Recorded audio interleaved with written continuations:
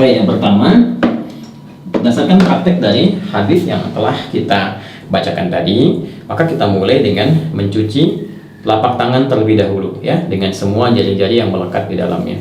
Karena itu penting bagi kita untuk mencontohkan. Pertama, karena kita akan coba menggunakan keran terlebih dahulu, maka ini kita geser dulu ya embernya. Jadi tidak kita coba tadahi di bawahnya dulu, supaya air yang diduga tidak bersihnya itu tidak langsung masuk ke dalam bagian ember atau bejana, ya, walaupun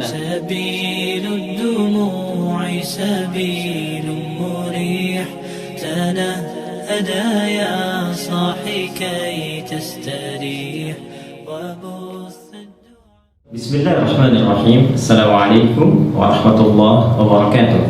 Alhamdulillah, wassalatu wassalamu ala rasulillah wa ala alihi wa sahbihi wa man walah, wa ba'd. Saudara-saudariku, di antara tuntunan fikih yang sangat penting diketahui dan dijalankan oleh setiap muslim ataupun muslimah dalam syariat Islam adalah tuntunan mandi janabah.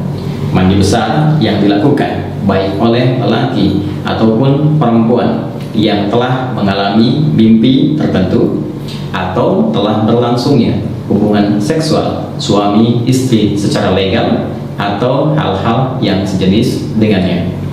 Tuntunan dimaksud telah disampaikan oleh Rasulullah SAW dengan sangat detail dan direkam dengan sangat sempurna oleh para ulama kita, khususnya para ulama hadis dalam kitab-kitab hadis mereka. Di antara sekian kitab itu, bersama kita saat ini ada kitab Imam Muslim, dikenal dengan Sahih Muslim.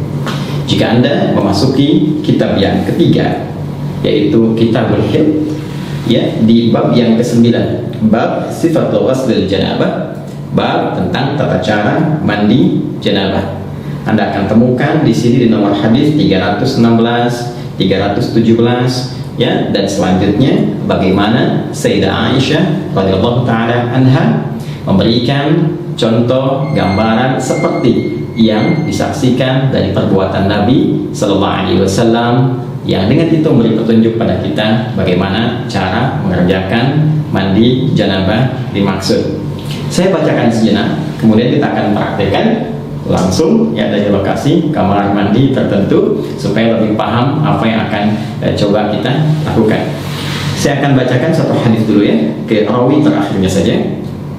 Qala an Aisyah radhiyallahu taala anha qalat, hadis ini diperoleh dari Sayyidah Aisyah ummul mukminin, semoga Allah meridai kepada beliau. Beliau menyampaikan, kana Rasulullah sallallahu alaihi wasallam, adalah Rasulullah sallallahu alaihi wasallam, idza tasala minal janabati, apabila beliau melakukan mandi janabah, mandi besar, ya bada'u fayaghsilu yadayhi, maka beliau akan memulai dengan mencuci kedua telapak tangannya dulu, dibersihkan dulu telapak tangannya.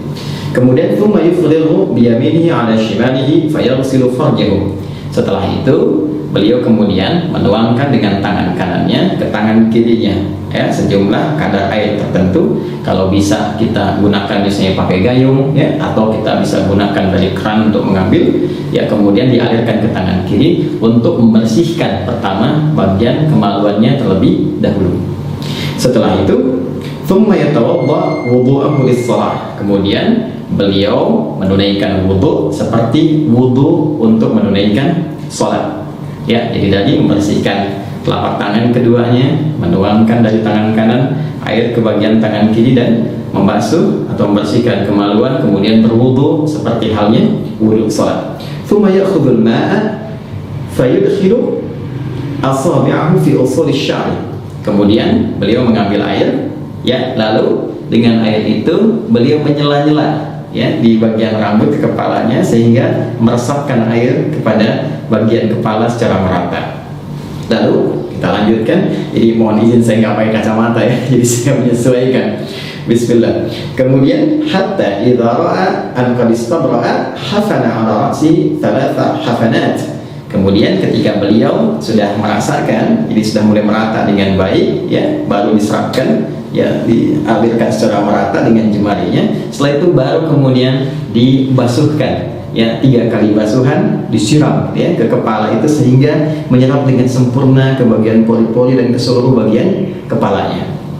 Setelah itu thumma afadha ala sa'iri jasadihi thumma ghasala rijlaihi, lalu menyempurnakan untuk membasuh seluruh tubuhnya dari kanannya kirinya secara sempurna keseluruhannya, baru kemudian di akhir membasuh kedua kakinya.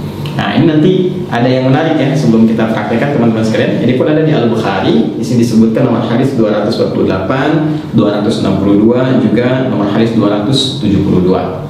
Nah, ada yang sangat menarik teman-teman sekalian saat beliau mempraktekkan tata cara mandi janabah ini dalam perihal wudu. Jadi yang hadis pertama menerangkan kepada kita dalam wudu ini dilakukan seperti halnya sholat, tapi membasuh kakinya diakhirkan. Ya, membasuh kakinya diakhirkan. Jadi setelah kemudian tuntas keseluruhan, ya, kemudian sampai dari kumur-kumur, ya, setelah itu istinsyaq wajah, tangan sampai siku, kemudian kepala, kemudian telinga. Nah, ini kaki nggak dibasuh dulu. Ini hadis bagian pertama. Jadi setelah nanti yang tadi selesai, habis, baru terakhir nanti pindah tempat untuk bisa membersihkan kaki, ya, bagian terakhir. Nah, kemudian ada pun hadis yang keduanya itu menyempurnakan keseluruhannya dalam wudhu, jadi sampai dengan kaki, baru kemudian bisa dilakukan seperti yang tadi, sela-sela, guyur kepala, kemudian sampai dengan selesai dan tuntas.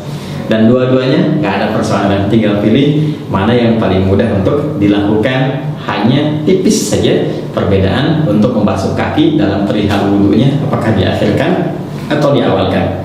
Nah, sekarang untuk lebih jelasnya kita coba praktek ya. Kita praktek, kita melihat bagaimana praktek menggunakan keran dan juga menggunakan gayung. Bismillah. Yuk. Baik teman-teman sekalian, sebelum kita masuk mempraktekkan, ingat masuk kamar mandi, 2 hal yang sangat penting. Pertama, langkahkan kaki kiri kita dulu ya. Jadi masuk nanti melangkah kaki kiri sambil mengucapkan ya, Allahumma inni a'udzubika minal khubuthi wal khaba'ith. Ya Allah, aku berlindung kepadamu dari berbagai godaan setan, baik berjenis kelamin laki-laki ataupun perempuan yang membawa pada suasana yang tidak menyenangkan. Ingat ya, banyak hal yang kotor, supaya tidak berlama-lama, fokus. Kaki kiri, langkahkan masuk, kemudian doa yang tadi disampaikan, dan bersiap kita mencoba untuk mempraktikkan. Nah, ini saya ingin jelaskan dulu sama teman-teman bahwa posisinya ini saya tampilkan yang komplit ya, komplit dalam pengertian bahwa di kekinian kan kita bisa menggunakan keran seperti ini kan? Kemudian juga ada yang menggunakan gayung seperti ini ya, atau juga menggunakan shower seperti ini ya. Ini belum saya nyalakan dulu untuk memudahkan, nanti kita bisa gunakan secara bersamaan. Baik, yang pertama berdasarkan praktek dari hadis yang telah kita bacakan tadi, maka kita mulai dengan mencuci telapak tangan terlebih dahulu ya, dengan semua jari-jari yang melekat di dalamnya. Karena itu penting bagi kita untuk mencontohkan. Pertama, karena kita akan coba menggunakan keran terlebih dahulu, maka ini kita geser dulu ya embernya. Jadi tidak kita coba tadahi di bawahnya dulu, supaya air yang diduga tidak bersihnya itu tidak langsung masuk ke dalam bagian ember atau bejana ya. Walaupun nanti beberapa bagian dari proses kita untuk melakukan tuntunan syariat ini bisa kita tadahi dengan air ya. Jadi kita basuh dulu seperti ini teman-teman sekalian ya. Nah, seperti ini. Nah, tentu kita ucapkan bismillah dalam hati ya. Demikian. Nah, seperti ini. Jadi rasa sudah bersih teman-teman sekalian, boleh kita matikan ya. Lalu kita tadahi begini ya, supaya tidak terlampau banyak nanti air yang mengalir keluar sehingga berlebihan ya, dan sangat tidak disukai berlebihan. Baik. Kemudian setelah itu kita coba nyalakan dulu teman-teman sekalian ya. Lalu siapkan sabun. Ini sabun ya, sebelumnya sudah ada. Siapkan sabunnya dulu. Nah, ini sabun penting karena nanti di dalam hadisnya teman-teman sekalian, itu nanti saat membasuh kemaluan, itu tangan setelah itu dibasuh dulu menggunakan tanah. Dalam hadisnya itu ya, tanah. Nah, ini sebagai pengganti dalam konteks tanah itu bisa menggunakan apa? Menggunakan sabun ya. Jadi intinya membersihkan kotoran, mungkin bakteri atau yang lain yang melekat di dalam tangan setelah membasuh kemaluan. Tadi sudah kita tangan sudah kita basuh ya, sudah kita bersihkan. Setelah itu akan lebih baik sambil jongkok seperti ini ya, sambil jongkok karena mungkin sisa-sisa dari bagian tubuh kita bisa juga dikeluarkan untuk mengalir. Kemudian setelah itu dibersihkan bagian kemaluan ya.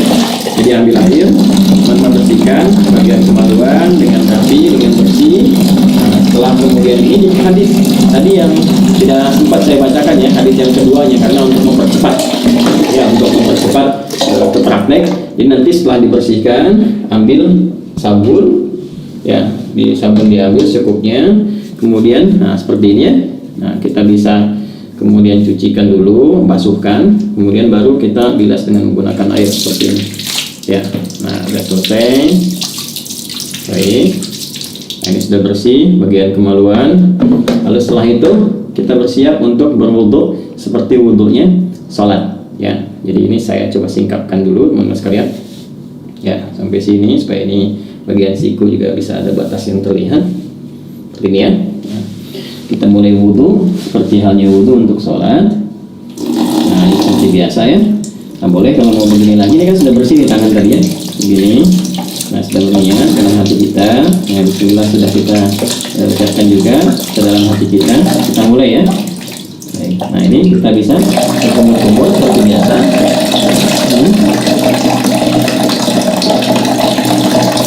Nah, boleh berkumur-kumur itu bisa sambil berkumur demikian, lalu kemudian kita bisa serap sambil istinsyak dan istinsyak seperti ini cara pertama.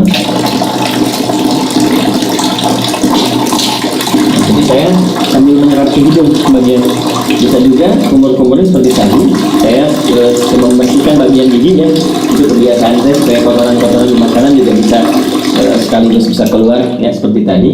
Atau nanti kumur-kumur itu lalu bagian istinsyaknya boleh yang istinsyak dan istinsyak. Istinsyak itu menghirup air ke hidung ya, kemudian istinsyak dikeluarkan.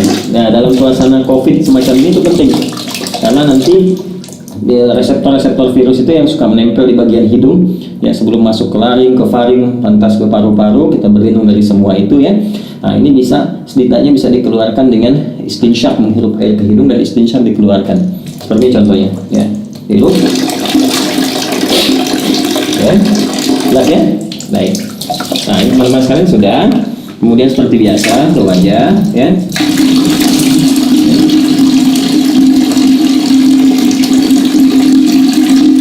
Nah, teman-teman ya, ingat yang pernah saya contohkan. Jadi ngambil air, ini saya ambilkan. Ini nggak apa-apa saya agak ini karena saya tadah di bawah ya. Nah, seperti ini. Lihat baik-baik. Nah, itu begini. Ini yang jempol ya, ke bagian belakang telinga begini. Lalu seperti ini, teman-teman. Nah, tadi sudah begini ke bagian belakang, begini. Nah, yang telunjuk ke sini untuk membersihkan bagian ujung-ujung mata. Tuh. Kalau yang ada jenggot dimulai seperti ini ya. Baik, seperti biasa 2-3 kali, jadi boleh 2 kali, boleh 3 kali untuk menyempurnakan. Saya contohkan seperti itu saja ya. Jadi kemudian teman-teman, nah ini kalau biasanya saya kalau nggak pakai tadah di bawah seperti di tempat wudhu masjid atau apa, ini dibuka, nanti biasanya saya matikan dulu gini. Tuh, ya, tangan sampai siku seperti biasa, kanan dulu sampai selesai ya. Lalu setelah itu biasa yang kirinya ya, ini 2 kali, bisa 2 kali ya, sampai 3 kali, baru setelah 2-3 kali kiri ya. Nah, ini juga sama ya, 2-3 kali teman-teman sekalian. 2-3 kali itu ambil air lagi ya, kalau kita mau rasakan begini nggak ada masalah kan. Terus setelah itu bagian kepala kita rasakan ya, diusap sini ke belakang, balikan kembali ya. Boleh langsung ke telinga begini ya, seperti ini boleh ya. Atau juga bisa teman-teman lakukan kepala dulu, balik, kemudian ambil air lagi untuk telinga ya. Nah, bagian kaki ini bisa kita lakukan sekarang ya, seperti biasa wudhu biasa. Bagian kakinya misalnya seperti ini ya, ambil begini kan. Nah, ini kan ya, bagian jari-jari jangan lupa teman-teman. Nah, seperti ini. Nah, yang tadi lagi ya, ke kanan, kemudian juga yang kiri ya, disempurnakan teman-teman seperti biasa teman-teman lakukan ya. Yang kirinya, nah ini mulai dulu bersihkan ujung-ujungnya seperti ini ya. Mulai begini. Nah, ini kalau teman-teman mau lakukan hadis yang pertama, ini Bisa yang kedua, ini nggak dibasuh dulu kaki, ya. Setelah selesai tadi ke kepala, ke telinga, jadi langsung kemudian melakukan ke yang selanjutnya, tahap selanjutnya. Apa itu? Yaitu ambil air seperti ini, ya. Bisa kita tumpahkan dulu sedikit seperti ini, lalu di sela-sela sini, ya, sampai kita merasakan pori-pori kepala itu sudah mulai basah, ya, begini ya, teman-teman sekalian. Nah, kita bisa ambil lagi. Ini biarkan mengalir juga apa-apa. Nanti terakhir kita dari gayung ya. Nah, seperti ini. Nah, saya letak. Nggak ada beda laki-laki dengan perempuan ya. Nah, seperti ini. Biasanya, ya. Nah, setelah itu cukup, bisa sekali, bisa 2 kali ya. Setelah itu, teman-teman, disebutkan dalam hadis. Kemudian Nabi mengambil air, tertentu bisa dengan ini, bisa dengan tadi kan dengan ini ya, dengan kepalan, bukan kepalan, terbuka begini ya, antara telapak tangan kanan kiri disatukan begini, kemudian disiramkan ke kepala, untuk ke kepala dulu, meratakan kepala seperti ini ya. Nah, jadi bisa aja sebenarnya pakai telapak tangan ke kepala dulu. Tadi kan sedikit-sedikit ya, di sela-sela. Kalau ini meratakan, kalau bisa menggunakan ini juga boleh, gunakan kerangnya. Saya coba contohkan pakai ini dulu. Tuh ya, secara menyeluruh, jadi selesai gitu ya. Nah, atasnya ini 3 kali ya, jadi 3 kali dicontohkannya ya. Jadi kita seperti ini, ya boleh pakai gayung juga, ini untuk kepala dulu ya. Tadi kan kepala. Nah, baru setelah itu disiram, ya, siram di seluruh tubuh. Ini sudah merasakan rata, sudah enak, ya. Nanti ada hikmahnya loh, kenapa kepala dulu gitu. Itu ada hikmahnya. Ya, termasuk nanti terkait dengan kesehatan, kesegaran tubuh, dan juga bagaimana menghidupkan kembali semangat dalam beraktivitas supaya nggak malas, lemas, kemudian daya pikir jadi kuat dan sebagainya. Ya. Lalu kemudian membantu secara sempurna dari bagian kanan sampai kiri sampai dengan selesai. Ini kalau kepala sudah, kita turun dari sini, ya. Nah, sampai selesai, terus rasakan, ya. Jadi tidak penting ini. Terus rasakan sampai dengan selesai, ya, sampai selesai semuanya, ya. Sabun seperti biasa. Nah, kalau pakai shower, nah ini ya di atas ini. Nah, ini saya turunin dulu ya, biar memudahkan, biar nggak ini sama kamera kan, ini bisa begini juga, ya. Nah, ini tinggal begini aja, atau dipasang di atas seperti tadi, ya. Nah, ini begini, pasangkan lagi. Nah, ya. Kemudian seperti ini. Nah, ini lebih rata ya. Ambil kanan, ini pakai apa? Pakai sabun dan seterusnya. Nah, kemudian selesai, teman-teman sekalian. Nah ya, jadi ini sudah disabunin, udah rata semua. Nah, kalau bagian pertama tadi yang kakinya belum dibasuh, belum dibersihkan, maka berpindah tempat. Ya, berpindah tempat tuh gini, supaya tidak teraliri oleh air yang tadi sudah kita basuhkan ke tubuh kita, sehingga masih bercampur kotoran-kotoran yang mungkin tidak mengalir sempurna. Itu ya hikmahnya. Maka berpindah sedikit, pindah sedikit kan.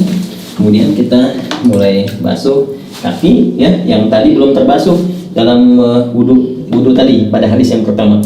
Boleh kita basuhkan sesuai seperti yang dalam apa namanya wudhu. Kita ambil saya begini ya, kita masukkan. Nah, seperti ini ya, begini, masuk kaki secara sempurna, ya kan? Lagi. Nah, seperti ini ya. Atau karena saat mandi tadi kan sudah dibersih, gosok-gosok, bisa tinggal begini juga bisa ya, begini bisa. Nah, seperti itu. Nah, cuma kalau kita ambil hadis yang kedua, kita ingin gunakan wudhunya sempurna sampai dengan ke kaki seperti tadi saya contohkan, maka yang terakhir nggak perlu dilakukan lagi ya, cukup kita siram aja untuk selanjutnya, kan, selesaikan dan sudah selesai. Nah, karena sudah mandi besar itu menghilangkan hadas-hadas yang besar, otomatis yang kecil juga hilang ya, jadi tidak perlu kita berwudu kembali. Kalaupun ada yang ingin berwudu kembali ya tidak dipersalahkan juga, tapi karena sudah selesai kan tadi wudu sudah, kemudian mandinya juga sudah, jadi tidak wudu pun ya tidak menjadi persoalan, tidak perlu wudu lagi, tinggal pakai handuk ya, diselesaikan, dirapikan dan selesai tuntas. Nah, ini teman-teman, admin nggak bawakan anduk. Jadi saya harus keluar untuk contohkan dulu, keluar kamar mandi dengan menggunakan kaki kanan. Ya, kita keluarkan menggunakan kaki kanan seperti ini. Ya, sambil kita mengucapkan ghufranaka. Ya, ghufranaka. Alhamdulillahilladzi adhaba 'anil adha wa 'afani. Ya, ya Allah, ampuni kami, ya Allah maafkan, karena saat tadi di kamar mandi kan kita nggak berzikir, ya, nggak mengucapkan kalimat thayyibah, dan dalam situasi tempat yang tidak bersih dan penuh dengan godaan-godaan setan. Kemudian kita juga bersyukur pada Allah, segala puji bagi Allah yang telah menghilangkan berbagai gangguan dan menyehatkan kita setelah kita mandi kembali. Jadi mandi itu ada kaitan dengan kesehatan, kekuatan. Nah, itulah Islam mengajarkan kita. Teman-teman sekalian, itu yang bisa di-share, disampaikan. Wah, ini udah dicontohkan sepenuh hati, fisik dan jiwa. Jadi kalau belum jelas juga, ya tinggal berikan petunjuk dengan cara apa lagi saya mesti mengajarkannya. Ini hadisnya sudah ditampilkan, maknanya sudah disampaikan, bahasa-basahan juga udah. Tinggal mudah-mudahan bermanfaat. Ya, saling mendoakan. Terima kasih. Subhanakallahumma wa bihamdika asyhadu an la ilaha illa anta astaghfiruka wa atubu ilaik. Assalamualaikum warahmatullahi wabarakatuh. Sabilud dumu'i sabilun murih, tanahada ya sahi kay tastarih wa